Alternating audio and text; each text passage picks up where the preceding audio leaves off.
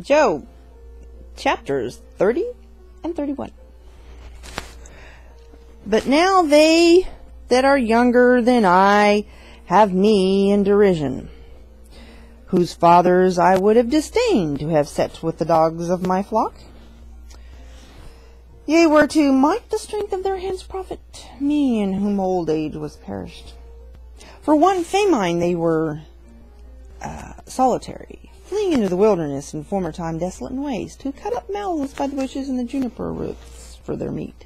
They were driven forth from among men. They cried after them as after a thief.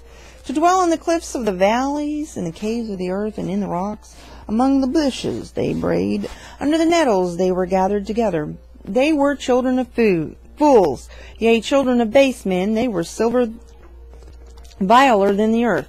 And now am I their song? Yea, I am their byword. They abhor me, they flee far from me, and spare not to spit in my face, because he hath loosed my cord and afflicted me. They have also let loose the bridle before me. Under my right hand rise the youth. They push away my feet, and they raise up against me the ways of their destruction. They mar my path, they set forward my calamity, they have no helper. They came upon me as a wide breaking in of waters. In the desolation they rolled themselves upon me. Terrors are turned upon me. They pursue my soul as the wind, and my welfare passes away as a cloud. And now my soul is poured out upon me. The days of affliction have taken hold of me, upon me. My bones are pierced in me, and the night season of my sinews take no rest. By the great force of my disease is my garment changed. It binds me about as the collar of my coat. He hath cast me into the mire, and I am become like dust and ashes. I cry unto thee, and thou dost not hear me. I stand up, and thou regardest me not. Thou art become cruel to me. Why? With thy strong hand thou opposed thyself against me.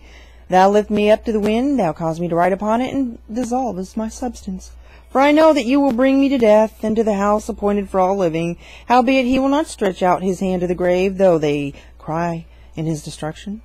Did not I weep for him that was in trouble? Was not my soul grieved for the poor? When I looked for good, then evil came unto me, and when I waited for light, there came darkness.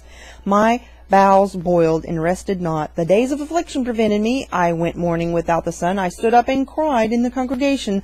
I am a brother to dragons, and a companion to owls. My skin is black upon me, and my bones are burned with heat.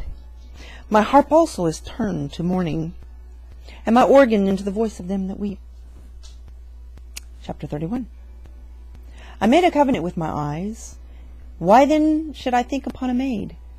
For what portion of God is there from above, and what inheritance of the Almighty from on high? Is not destruction to the wicked, and a strange punishment to the workers of iniquity? Doth not he see my ways, and count all my steps?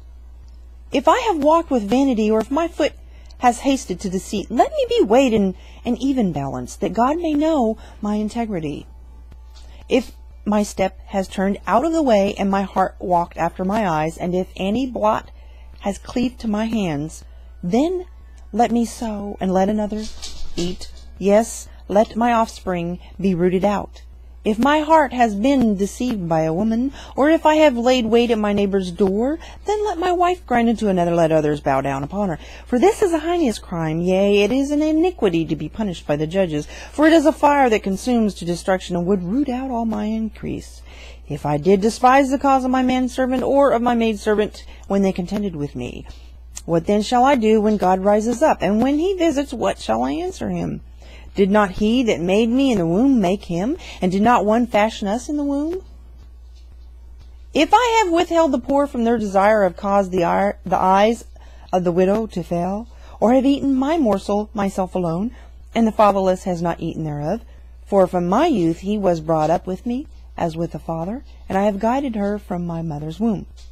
If I have seen any perish for want of clothing, or any poor without covering, if his loins have not blessed me, and if he were not warmed with the fleece of my sheep, if I have lifted up my hand against the fatherless, when I saw my help in the gate, then let my arm fall from my shoulder blade, and my arm be broken from the bone. For destruction from God was a terror to me, and by reason of his highness I could not endure. If I have made gold my hope, or have said to the fine gold, Thou art my confidence, if I rejoiced because my wealth was great, and because my hand had gotten much, if I beheld the sun when it shined, or the moon walking in brightness, and my heart had been secretly enticed, or my mouth has kissed my hand, this also were an iniquity to be punished by the judge. For I should have denied the God that is above, if I rejoiced at the destruction of him that hated me, or lifted up myself when evil found him. Neither have I suffered my mouth to sin by wishing a curse to his soul. If the men of my tabernacle said not, Oh, that we had of his flesh, we cannot be satisfied. The stranger did not lodge in the street, but I opened my doors to the traveler.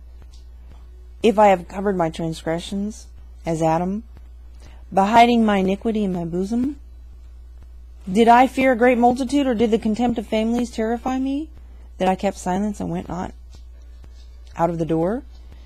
Oh, that one would hear me! Behold, my desire is that the Almighty would answer me, and that my adversary had written a book.